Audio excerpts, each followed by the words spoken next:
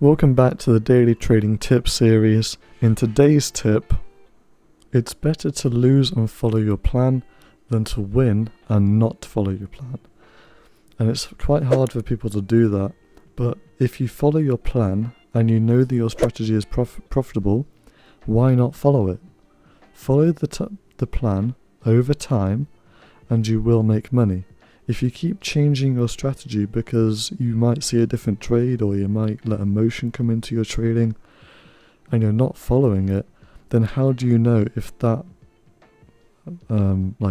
strategy, even though it's not a strategy because you're just doing random stuff, is going to be profitable in the future?